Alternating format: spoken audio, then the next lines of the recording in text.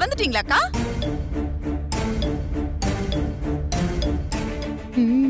செம்ம கோவத்துல இருக்கா. அந்த காவிய காதலர்களுக்கு பயங்கர காட்டு போல இருக்கு. அக்கா, நான் சொன்ன மாதிரி ஆபீஸ்க்கு போய் பாத்தீங்களாக்கா? உங்ககிட்ட யாராவது கையும் களவுமா மாட்டினாங்களா? நான் ஆபீஸ்க்கு போகாததுனால ஒரு சில பேர் சரியா வேலை பார்க்கறது இல்ல, பொறுப்பா நடந்துக்கிறது இல்லன்னு நீ என்கிட்ட கம்ப்ளைண்ட் சொன்னியே. ஆமா ஆமா. நீ முதல்ல வீட்ல பொறுப்பா நடந்துகிட்டு இருக்கியா? இது என்ன புது கதை?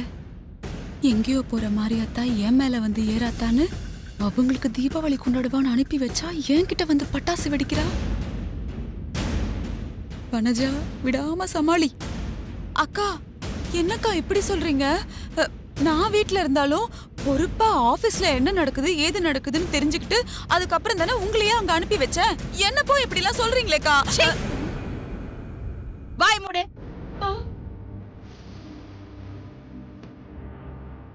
இந்த வீட்ல எனக்கு அடுத்தபடியான இடத்துல நீ இருக்கிறதா சொல்லிட்டு இருக்கியே, நான் சொன்னதெல்லாம் சரியா நடக்குதா இல்லையான்னு பாக்குறதும் பொறுப்பு இல்லையா? ஐயோ, நான் மித்ரா கிட்ட என்ன சொல்லிருக்கேன்? ஆதிக்கு தேவையானதெல்லாம் அவளை செய்ய சொல்லிருக்கேனா இல்லையா? நீ மித்ரா அத சரியா பண்ணிட்டு இருக்காளா இல்லையான்னு பக்கத்துல இருந்து கவனிச்சியா? இது மித்ரா கண வேப்பலையா? பார்வதி ஆதிக்கு சாப்பாடு எடுத்துட்டு போயிருக்கா. நீ வீட்ல தானே இருந்த? பார்வதிய வீட்ல இருக்க சொல்லிட்டு மித்ராவை ஆதிக்கு சாப்பாடு எடுத்துட்டு போக சொல்லிருக்கலாம்ல. இந்த சமையல்காரிக்கு எந்த ஆப்பு வச்சாலும் அது பூமராங்கு மாதிரி எனக்கே வருது. நீயும் மித்ராவும் தானே எப்ப பார்த்தாலும் ஒன்னா இருக்கீங்க, ஒன்னா போறீங்க வரீங்க. ஏன் நீ அவளுக்கு புத்தி சொல்லக்கூடாதா?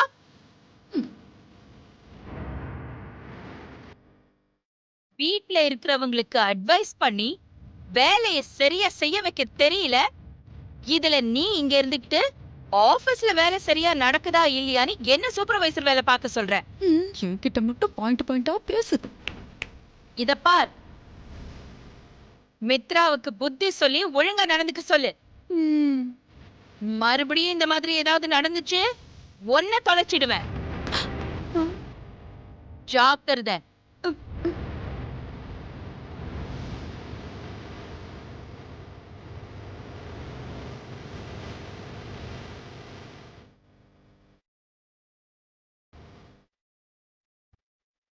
தாயம், அந்த சமையல்காரி இவளுக்கு ஏதோ நல்ல சூனியம் வச்சிருக்கா போல இருக்கு.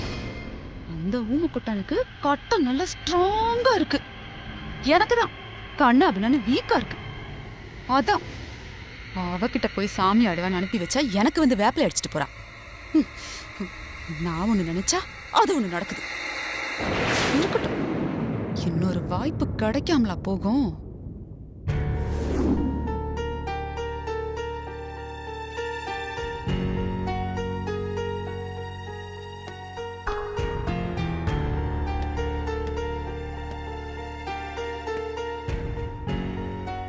ஆதி கிட்ட பார்வதி நடந்துகிட்ட முறையும் அதுக்கு ஆதி அனுமதிச்சதையும் சாதாரணமா எடுத்துக்க முடியலையே. பார்வதிக்கு ஆதி மேல இருக்கிற விசுவாசத்தையும் ஆதிக்கு பார்வதி மேல இருக்கிற அக்கறையும் தாண்டி வேற ஏதோ ஒண்ணு இதுல இருக்கு.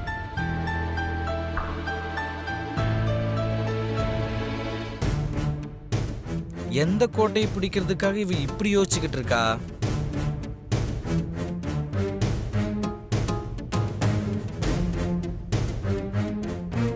போய் கேட்போம். ஐசு, என்ன அருண்? அப்படி என்ன ரொம்ப டீப்பா திங்க் பண்ணிக்கிட்டு இருக்க? நாம பார்த்தது அருண் கிட்ட சொல்லலாமா வேண்டாமா? சொல்ல வேண்டாம். என்ன ஐசு, நான் பாட்டுக்கு கேட்டுக்கிட்டே இருக்கேன், நீ ஏதோ யோசிச்சுக்கிட்டே இருக்க. அப்படி என்னதான் யோசிச்சுக்கிட்டு இருக்க? ஆதி பார்வதிய பத்தி சொல்லாம நாம பார்த்தத மாத்தி சொல்லுவோம்.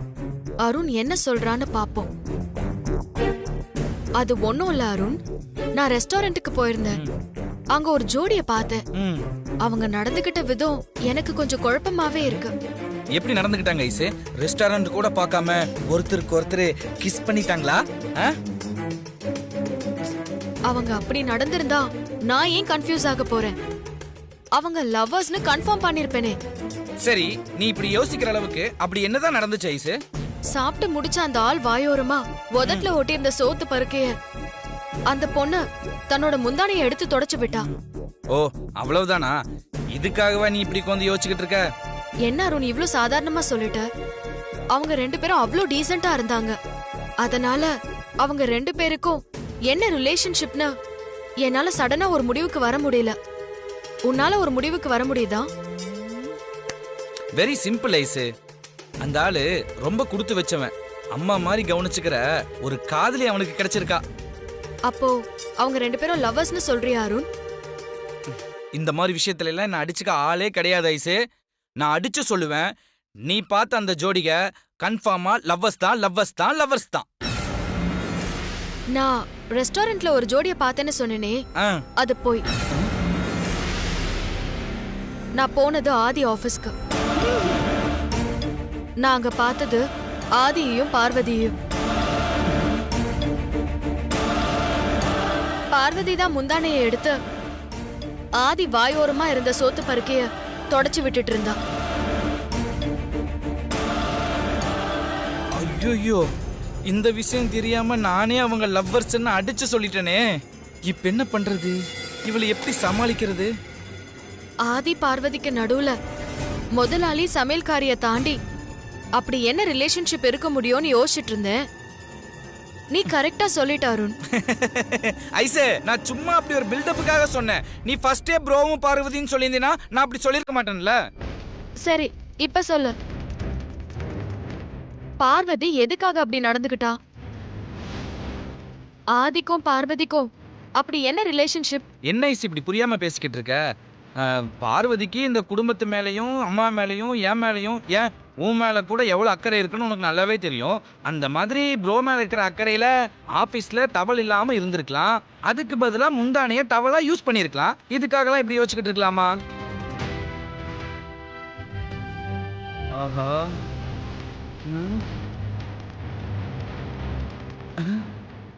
என்ன இவன் மறுபடியும் யோசிக்கிறா? இங்கிருந்தா தேவையில்லாமல் வம்ப விலை கொடுத்து வாங்குற மாதிரி ஆயிரும். இங்கிருந்து எஸ்கேப் ஆயிட வேண்டியதுதான்.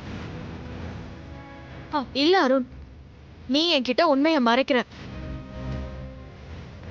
ஆதிக்கும் பார்வதிக்கும் இடையில இருக்கிற ரிலேஷன்ஷிப்ப நீ என்கிட்ட இருந்து மறைக்கிற. அருணே, நல்லா மாட்டிக்கிட்ட போல இருக்கே. எப்படியோ சமாளிக்க வேண்டியதுதான். அப்படிலாம் எதுவும் இல்லை ஐசு. ப்ரோ மேல பார்வதிக்கு இருக்கிற விசுவாசத்தையும் அக்கறையும் தாண்டி வேற எது இருக்கிறதா எனக்கு தெரியல. நீ என்கிட்ட சொல்லாம மறைச்சாலும் ஆதி பார்வதிக்கு இடையில என்ன ரிலேஷன்ஷிப் இருக்குன்னு எனக்கு தெரியும்.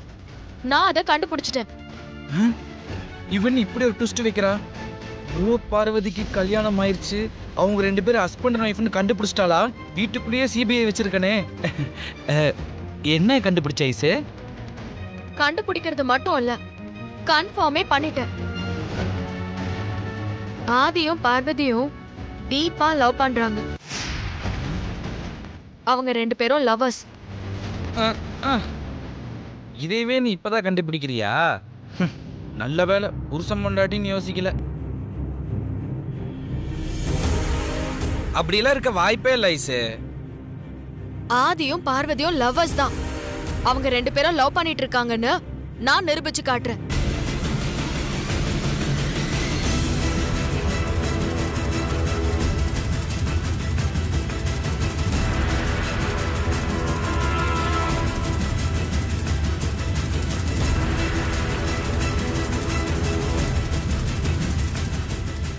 இவன் என்ன இப்படி சேலஞ்ச் பண்ணிக்கிட்டு போறா? என்ன நடக்க போகுதுன்னே தெரியலையே. ட்விஸ்ட் மேல ட்விஸ்ட் வைக்கிறா.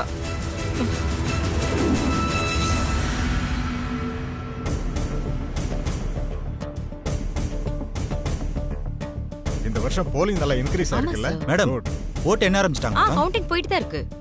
எப்படியும் நம்ம டீம் தான் ஜெயிக்க போகுது. அவங்க கண்டிப்பா தோக்க தான் போறாங்க. அப்புறம் எதுக்கு அவங்க மாலையோட நிக்கறாங்கன்னு தெரியலையே. ஒவ்வொரு வருஷமும் நம்ம அகிலாண்டேஸ்வரி மேடம் தான் யூனியன் எலெக்ஷன்ல வின் பண்றாங்க. இதெல்லாம் தெரிஞ்சிருந்தும் நந்தினி மேடம் அவங்க சைடுல ஒரு டீமை ஃபார்ம் பண்ணிருக்காங்க. இவங்கள ஜெயிப்பாங்களா சார்?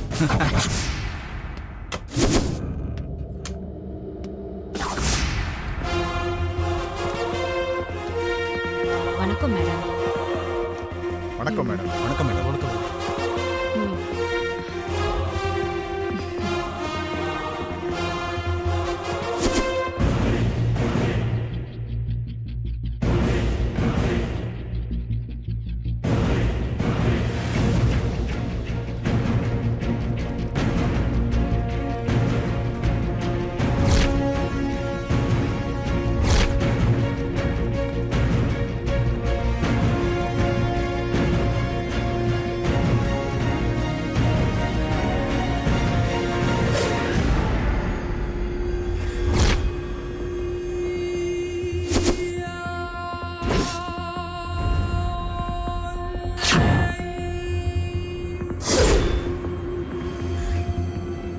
கவுண்டிங் எல்லாம் போயிட்டு இருக்கா? நல்லபடியா போயிட்டு இருக்கு மேடம். இந்த தடவையும் நீங்க தான் தலைவர்.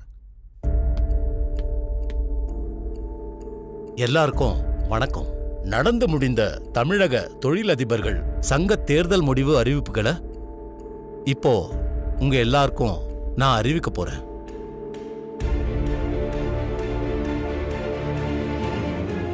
தலைவர் பதவிக்கு போட்டியிட்ட ஆதிக்கடவுர் அகிலாண்டேஸ்வரி எதிர் அணியில் இருந்து அவரை எதிர்த்து நின்ற அண்ணாமலையை விட 577 வாக்குகள் அதிகம் பெற்று வெற்றி பெற்றுள்ளார். வாழ்த்துக்கள் மேடம்.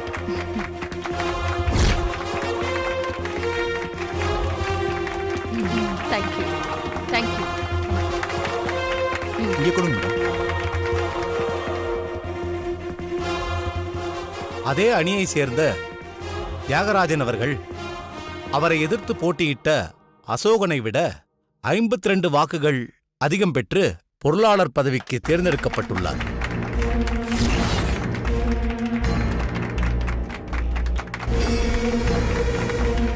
Thank you madam. தேங்க்யூ. மேலும் நிர்வாக கமிட்டி உறுப்பினர் பதவிக்கு போட்டியிட்ட அதே அணியை சேர்ந்த 11 பேரும் வெற்றி பெற்றுள்ளனர். நான் அப்பவே சொன்னேன்ல மேடம் தான் ஜெயிப்பாங்கன்னு. செயலாளர் ரிசல்ட்டே அனௌன்ஸ் பண்ணல. அமைதியா இருங்க. இறுதியாக செயலாளர் பதவிக்கான போட்டியில் அகிலாண்டேஸ்வரி அவர்களின் அணியை சேர்ந்த ஜெயக்குமாரை விட 7 வாக்குகள் அதிகம் பெற்று செல்வி நந்தினி வெற்றி பெற்றிருக்கிறார். வாழ்த்துக்கள் மேடம்.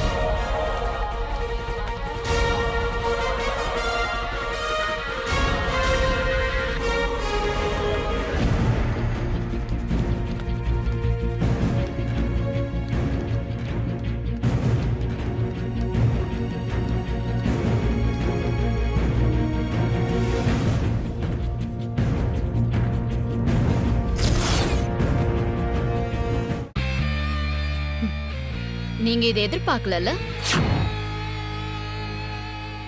இனிமே இது மாதிரி நீங்க எதிர்பார்க்காததெல்லாம் நிறைய நடக்கும். நான் நடத்தி காட்ட போறேன். உங்களை எதிர்த்து நின்னு தலைவர் பதவிக்கு போட்டி போட்டா என்னால ஜெயிக்க முடியாதுன்னு எனக்கு நல்லா தெரியும் ஆண்டி.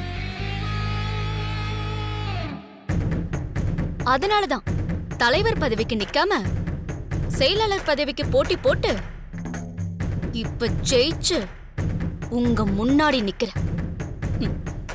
எப்படியோ ஜெயிச்சிட்ட. உன்னோட வெற்றிக்கு என்னோட வாழ்த்துக்கள். Thank you aunty. இத்தனை நாளா உங்களை விட்டு தள்ளி இருந்தேன்னா இனிமே உங்க பக்கத்திலேயே இருக்க போறேன். உங்க கூடவே டிராவல் பண்ண போறேன். இதுல உங்களுக்கு சந்தோஷமா இல்ல வருத்தமா ஆண்டி? சங்கத்தோட எல்லா பதவிகள்லயும் நீங்களும் உங்க ஆட்களும் இருக்கிறதுனால உங்க விருப்பத்துக்கு சங்கத்தை நடத்திடலான்னு தப்பு கணக்கு போட்டுறாதீங்க. நீங்க எடுக்கிற எல்லா முடிவுகளுக்கும் சங்கத்தோட செயலாளர் என்கிற முறையில என் கையெழுத்து வேணும். நீ என்னோட எதிரியா இருந்தாலும் எனக்கு உன்கிட்ட பிடிச்சது என்ன தெரியுமா? எத்தனை தடவை கீழே விழுந்தாலும் சோர்ந்து போகாம எழுந்திருச்சு நிக்கிற பாத்தியா? இந்த ஆட்டிடியூட் தான். ஜெயிக்கிறதுக்கு இந்த ஆட்டிடியூட் ரொம்ப முக்கியம். ஆனா என்ன ஜெயிக்கிறதுக்கு இது மட்டும் பத்தாது. உங்களை ஜெயிக்கிறதுக்கு வேற என்ன வேணும் ஆண்டி? அத நீ தெரிஞ்சுக்கிறதுக்குள்ள உன் வாழ்க்கையே முடிஞ்சிடும். உன்னோட திறமைய என்ன எதிர்க்கிறதுல காட்டாத, சங்கத்தோட வளர்ச்சியில காட்டு.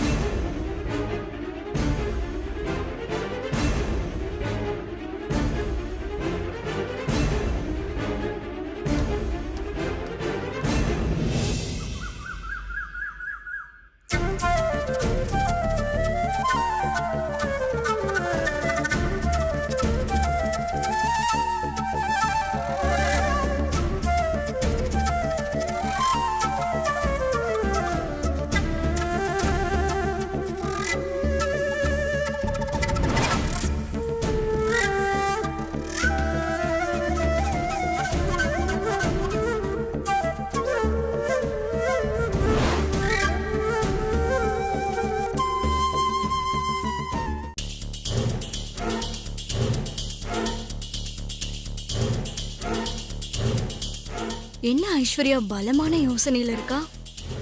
ஐஸ்வர்யாவை பார்வதிக்கு எதிரான மனநிலைக்கு மாத்தணும்னு நந்தினி சொல்லிருக்கா. அதனால நாம ஐஸ்வர்யா கிட்ட போய் பேச்சு கொடுத்து பாப்போம்.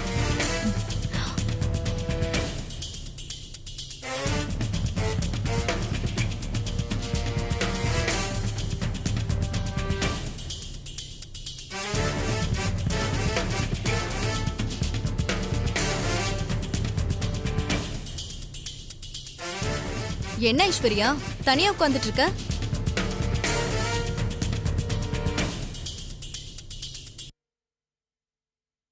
ஏன் ஐஸ்வர்யா, என் மேல ஏதாவது கோவமா? பார்த்துட்டு பேசாம திரும்பிக்கிட்ட?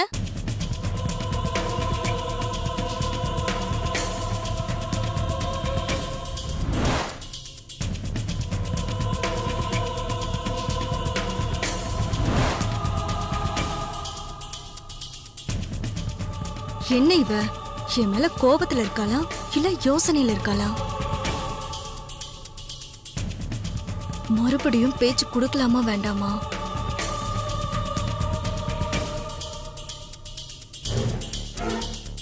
என்ன கேட்ட மித்ரா? தனியா உட்கார்ந்துட்டு இருக்கேன்னு கேட்டேன். எவ்வளவு நேரம் தான் ரூம்லயே உட்கார்ந்துட்டு இருக்கிறது? ஹால்ல நீங்க யாராவது இருப்பீங்கன்னு தான் வந்தேன். ஆனா யாருமே இல்ல, அதான் அப்படியே உட்கார்ந்துட்டேன். ஆமா, பார்வதி எங்க காணோம்? தெரியல, இங்கதான் எங்கேயாவது இருப்பா. மித்ரா, நான் உன்கிட்ட ஒன்னு கேப்பேன், நீ மறைக்காம உண்மைய சொல்வியா? என்ன கேட்க போறான்னு தெரியலையே. என்ன கேட்க போற ஐஸ்வர்யா? உனக்கு என்ன உண்மை தெரியணும்? ஆதி பார்வதியோட இமேஜ் அப்பியர் ஆகுற மாதிரி நீ டீ கப் ஆர்டர் பண்ணிருந்தல? சத்தியமா நான் பண்ணல. ஆனா நீதான் ஆர்டர் பண்ணன ஆதி ஆண்டி கிட்ட தான் ஆதாரத்தை காட்டினாரே. அது எல்லாமே என்ன ஆண்டி கிட்ட மாட்டி விட ஆதி பண்ண ஏற்பாடு. சத்தியமா எனக்கும் அந்த கப்புக்கும் எந்த சம்பந்தமும் இல்ல ஐஸ்வர்யா. அகிலா ஆண்டி தான் நான் சொன்னதை நம்பல. அட்லீஸ்ட் நீ அது நம்ப ஐஸ்வர்யா.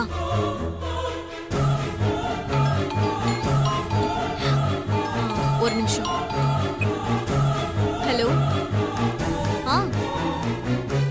ஆமா, சரி நான் பாத்துக்கிறேன்.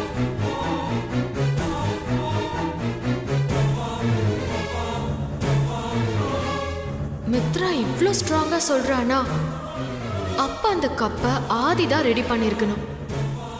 அப்ப ஆதியும் பார்வதியும் லவர்ஸ். ஆதி காதல் நினைவாதான் அப்படி ஒரு கப்பை ரெடி பண்ணிருக்கணும்.